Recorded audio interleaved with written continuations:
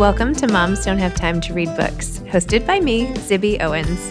It's an award-winning podcast with over 1,900 episodes, all featuring authors of books you love and those you have yet to discover. Listen daily 5 times a week. Then go to zibbymedia.com and learn more about what the LA Times called the Zibbyverse. Zibby Media includes Zibby's Bookshop, an independent bookstore in Santa Monica, Zibby Books Publishing, Zibby Retreats, Zibby's Book Club, and more. Go check it out at zibbymedia.com and follow me on Instagram at Zibby Owens. It'll take you where you need to go. Thanks for listening. Meghan Riordan Jarvis is the author of Can Anyone Tell Me? Essential Questions About Grief and Loss. By the way, Meghan was in Zibby's Book Club starting in the pandemic. We got to know each other. I asked her if she liked to write and if maybe she had a book in her. It ended up being End of the Hour, which we published last year through Zibby Books Publishing. And now she has another book out, which we did not publish, but is amazing and will be so helpful to all of you. And you must read it and give it to anyone who is going through grief. Here's her bio. Meghan Riordan Jarvis, MALCSW, is an author, podcast host of Grief is My Side Hustle, 2-time TEDx speaker, sought-after keynote speaker, psychotherapist, educator, and consultant specializing in trauma and grief and loss. Meghan's 20 years as a clinician, combined with personal experience with grief and trauma, helped to create the Grief Mentor Method, trademark, an interactive therapeutic process that helps everyone, from C-suite leadership teams to individual grievers, to create a structured, personalized grief process. Meghan is a board member of The New Normal, Meghan's memoir about her personal experience with PTSD after the successive deaths of her parents, titled End of the Hour, published with Zibby Books in November 2023. Her new book, Can Anyone Tell Me Why? Essential Questions About Grief and Loss, published with Sounds True Media in October of 2024. Congratulations, Meghan. Welcome, Meghan. Thank you for coming back on Moms Don't Have Time to Read Books to discuss Can Anyone Tell Me? Essential Questions About Grief and Loss. Congratulations. Thank you. Thank you so much. I mean, I can't believe I was ever in conversation with you once, never mind twice. This is just crazy. It's such an honor. Oh my gosh. Well, so for anyone listening, Meghan and I originally were in book club. I started Zibby's Book Club in the pandemic, and Meghan was one of the first people to join. And out of that came her memoir, End of the Hour, which we ended up publishing. And now she has this other book, which we did not publish because we don't do this kind of book, but is also like amazing and so helpful in the way Meghan has been helpful to me and people in my life and so many others during such a time of grief and everything. So thank you.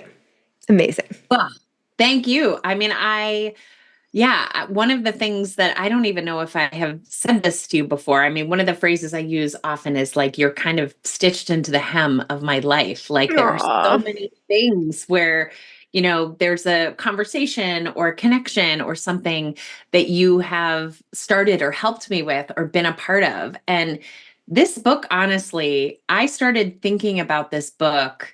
I was writing End of the Hour and I was thinking about my job as a clinician and how we, a little bit lie to grievers. We sort of put it on them, right? We're sort of like, well, this will help you. When we know it doesn't really help, we just don't have a lot else to offer them. So we like a little bit lie.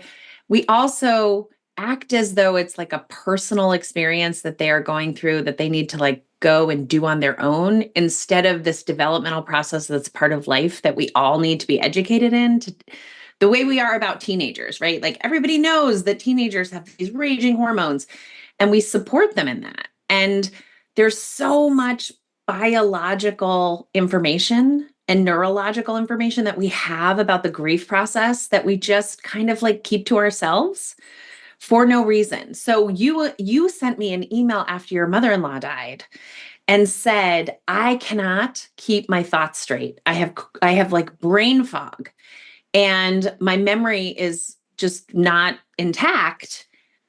Is that normal? And I was like, yeah, that's hella normal.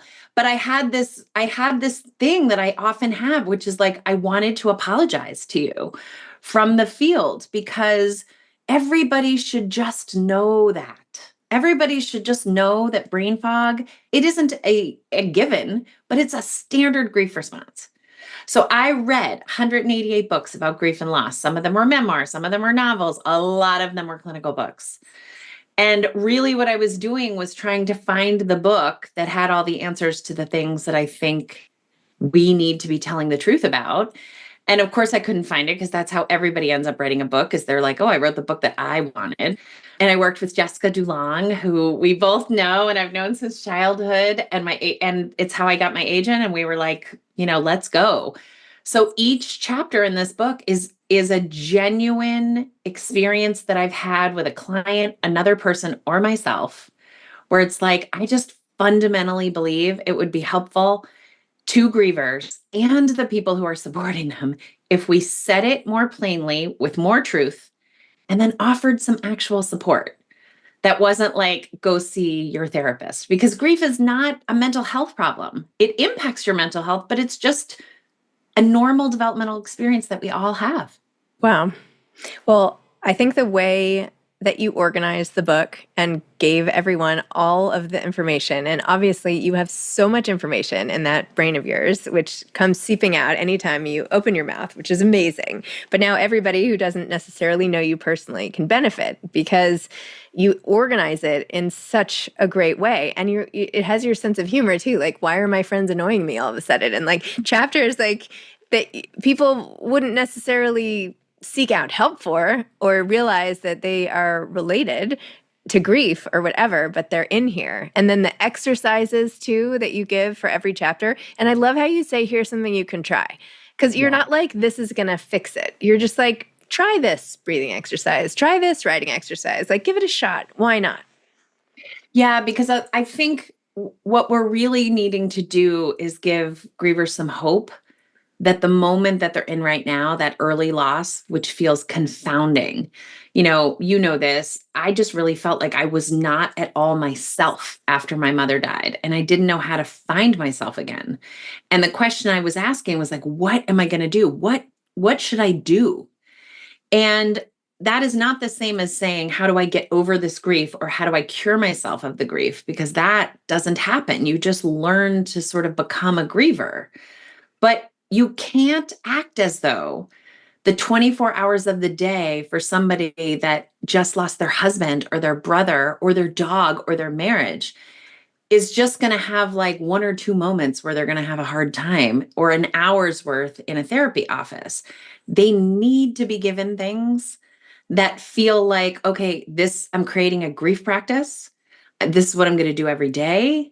And that's going to help me learn to carry this loss in a way that like I don't have the emotional muscles for right now.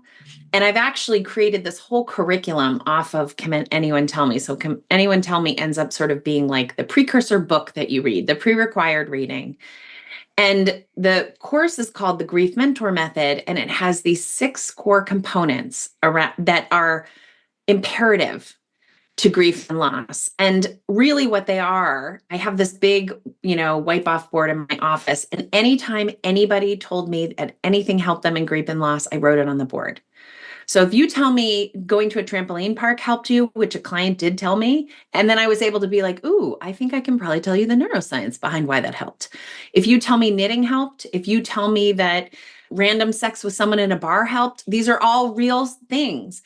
I put them on the board because my experience with grievers are they have no idea how to do this moment or even imagine doing a moment ahead of time. So rather than saying, right, I'm a person where if you said, what do you want to eat? That is a really hard question for me to answer. But if you said, do you want Chinese or do you want Italian? That's easier for me. So the book really sort of sets us up for like, what do you think is possible that you could do? What feels possible? Some people jump right into, they're going to start a foundation. And there is kind of this element of like, if you do not build something that is significant and gives back to the world, then you really haven't found meaning in your grief. That's not what it takes. You don't need to do all that. But you do need to do something because you can't go backwards. You will never be who you were before this loss. It doesn't mean it has to, mean that you're not going to travel down the same path, but you might take a couple of left turns. And you probably have to add some things that weren't there before. So the grief mentor method really is like, it's almost like a bookshelf full of ideas, which are organized in these components. So one of the components is around mindfulness. You do really have to kind of connect into your body to feel your feelings in order to grieve. So we teach people a million ways. And when I say a million ways, I mean like coloring, doing puzzles, certain apps, mindfulness. And then we ask people what's their energy look like? Are they, really anxious, or are they really kind of feeling depressed? Because you don't attend to both of those things the same. And then we talk about nourishment, which I also talk about in the book, which is like, look, your serotonin's in your gut. So I mean, after my dad died, I basically only ate like rolled up pieces of ham and Swiss cheese. That was kind of like all I could do. And then I was like, oh, I need to drink a green smoothie because I need the macronutrients of kale in order to create serotonin. So we talk a little bit about that. And we talk about the translation, which, that was the process I was in with you, which was like, what is the story I tell myself about what happened? Because it really matters how you talk to yourself about what you've gone through. Are you positioning yourself as a victim? Are you positioning yourself as a heroine? Like, are either of those totally true?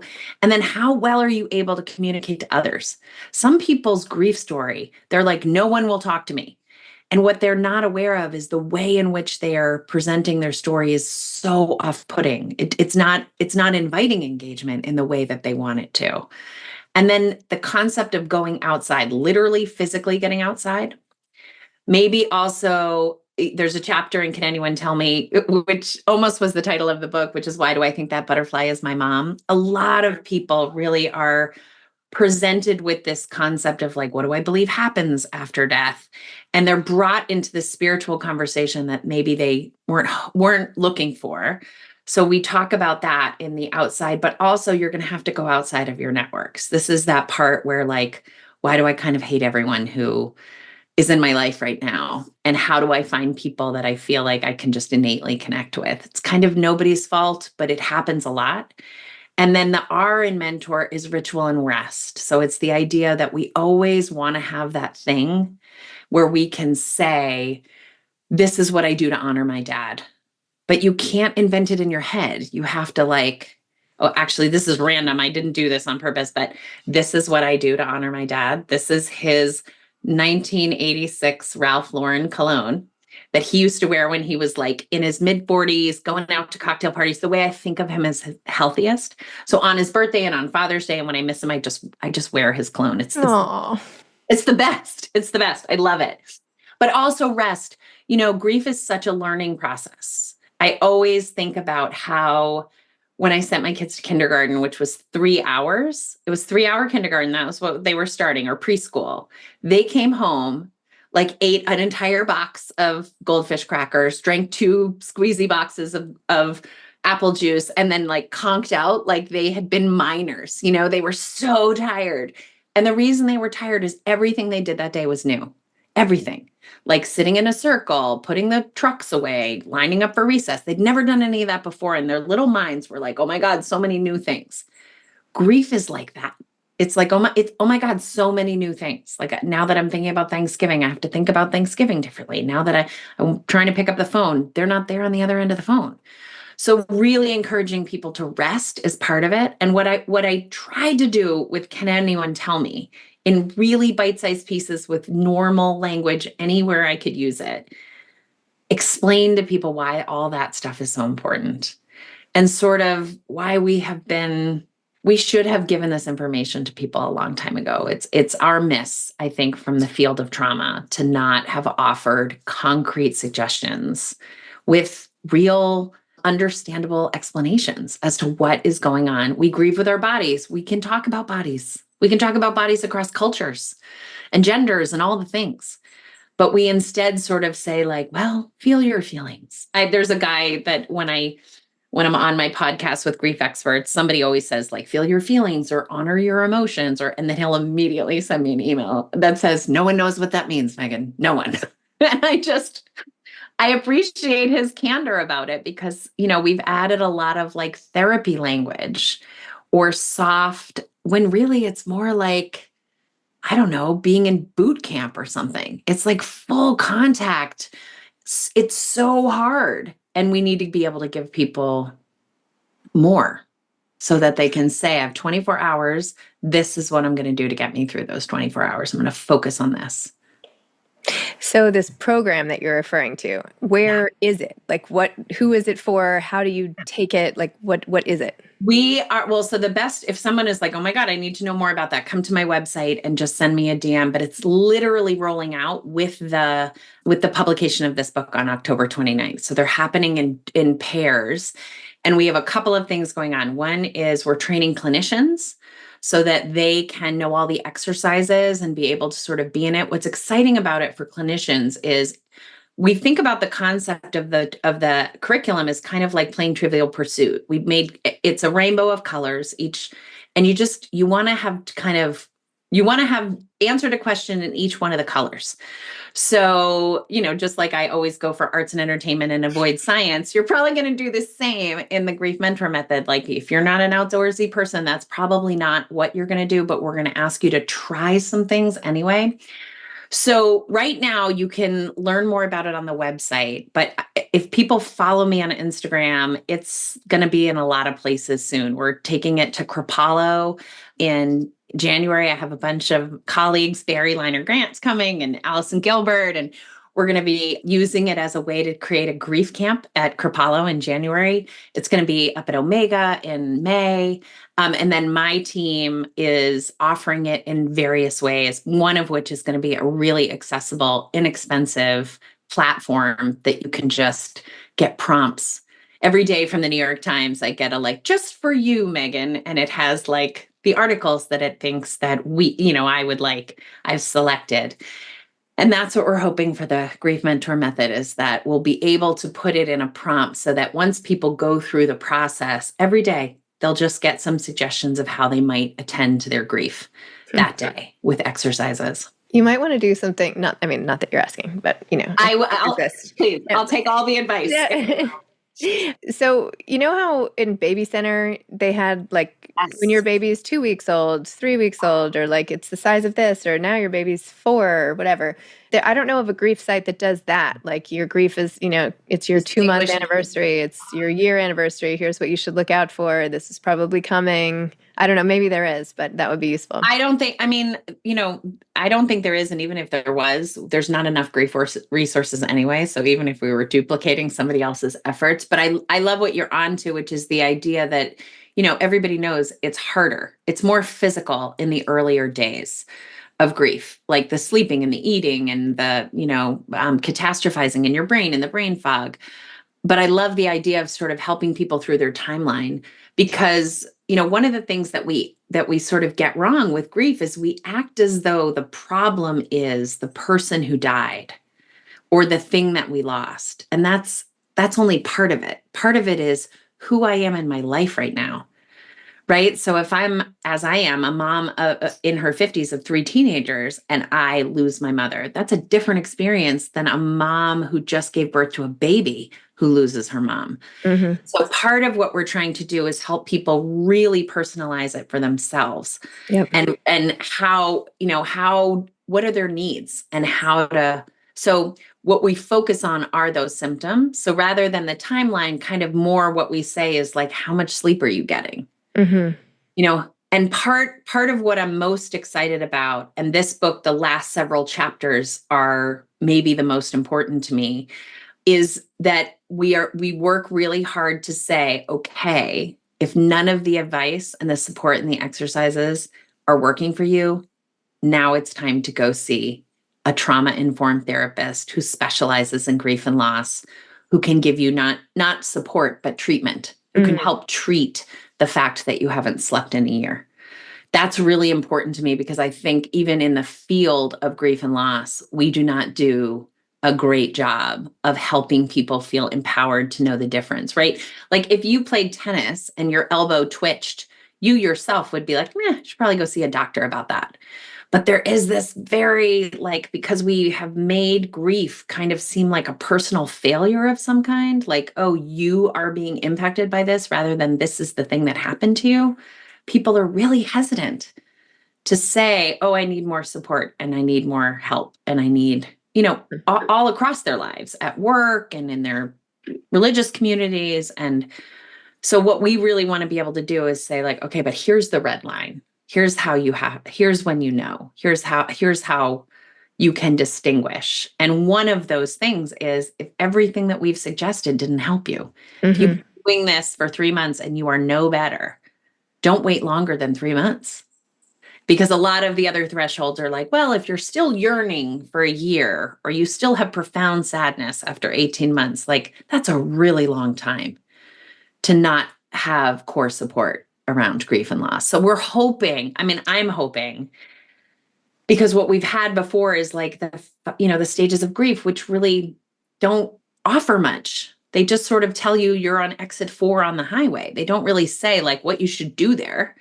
And they're not really intended for grievers. So they have a lot of limitations. What we're hoping with Can Anyone Tell Me is that the grief mentor method that comes out of it is going to make people feel like there's a million possibilities, that they wake up every day. And if they take a walk with a friend, guess what? That's one of the things that we say people have reported help them with grief and loss. So look at you grieving. It's something you have no idea how to do, but you're already doing it. Because the hope that you are going to one day not only grieve and maybe be able to have a semblance of something that doesn't feel so intense it's really important for grievers to feel like they have that. And it's hard to imagine when your brain is kind of in this really stunned, like hit by a frying pan place that the many of us find ourselves in. Maybe there should be like a hat or a t-shirt that says, "Look at me grieving." Look at me grieving, right?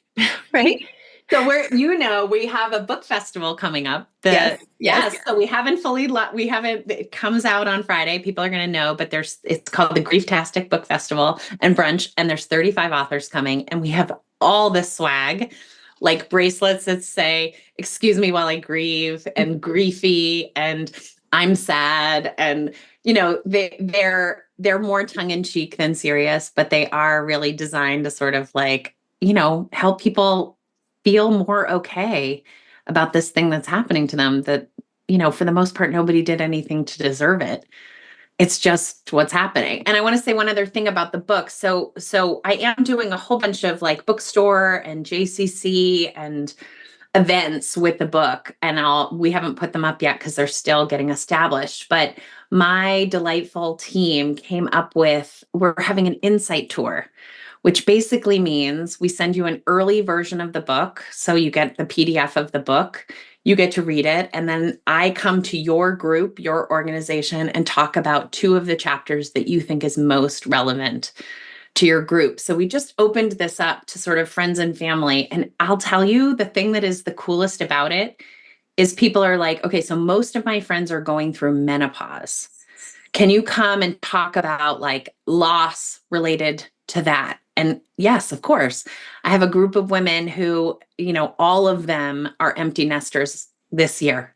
And I want to talk about what does that mean to be an empty nester. There's a group, it's men and women who are all recently divorced or uncoupled in some way, and they want to talk about that. And so even though when they were putting this sort of speaking tour, the lecture tour together, I was like, I don't know who's going to want to talk about this.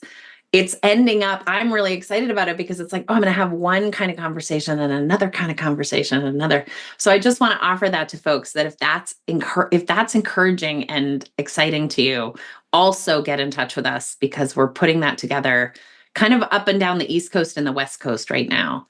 And I do think the book will lend itself. We just got a church group was like, hey, come and talk to us about the spirituality chapter. And it's just so fun for me because it's a lot to cover. It's a lot to talk about. And I just think what better than having like a little discussion group with people who are going through it, and that's how the book is designed, is just to sort of pick it up and be like, oh, the name of that chapter, "Why is my brain broken?" Like that is for me. Or, the chapter that says like, why do I suddenly hate all my friends and family? Like that is for me.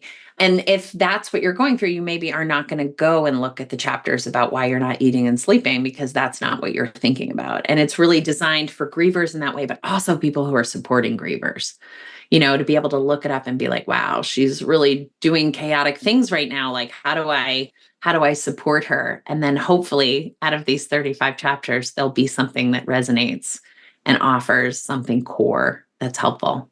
I'm going to throw out one more idea. Not that I love this. I don't even know why I'm doing this, but oh my God, I love it. But there are people all over the country who are going through these types of things and who aren't on the coasts or, don't have the time or whatever. But it would be great if you did, not that you have time for this either, but one Zoom for each chapter, and the people who, need it or can come in and just like pop into your group. God, that's such a good idea. Why should I be surprised? No, you could do like one a week. You could do one a week, and then you could market to all different groups. So the empty nesters would know to come on XYZ day, and then you could market to people who, maybe prolonged, I don't know, whatever. So, but I think that would be more useful almost than you going to a 10-person group in California or something, which is wonderful. But like to scale it and have it be a free resource or paid or whatever for people who. Well, all of it is sort of free because I'm putting it together with work I'm doing across the country. So, it really is just the cost of the book. Like, it won't make a lot of sense if you have, it would still, but buy the book. Yeah, but that's really, I love the idea. We do have some courses that we're going to be offering for free, but I actually love this idea of like, the class might just be a discussion about the chapter of the book. That's and also I would love those conversations. I would love those lectures. We do a lot of 1-hour lectures, particularly for companies right now that are sort of based on one of the chapters. But it's all the different people now, they go to like all different places to get this stuff. Like I just had someone reach out to me today about like divorce, the child loss you feel during divorce on a non-custody day. Like there is no group for that. That's right. So if you centralize like all the ways, then it's far more than death, Well, it is. And that's what the book, although I think if you read the book, you'll feel that a little bit skews towards the loss of someone that you loved, but it really is intended to be around any kind of loss. And, I'm in my 50s, and that for women around me is, some of it is loss of dreams. They're not going to become an Olympic athlete, and they didn't realize that until just now. But what you just described, which is there are all these little niches that are very specific to, single moms who their kid does something amazing and they don't have a partner to turn to and say like, oh my God, look at the amazing thing. That's a kind of grief. So yeah, to have topical classes that are maybe anchored in the chapters is a terrific idea. So look for that. Okay. Well, you're doing so much already. So we are doing so much, but we, anywhere there's a need, we're doing a lot of sort of like testing it, right? Like, do people want this or do they want this? And some of the things that I'm like, this is the best idea we ever had. People are going to love this, falls totally flat. And I'm like, oh, well, learned.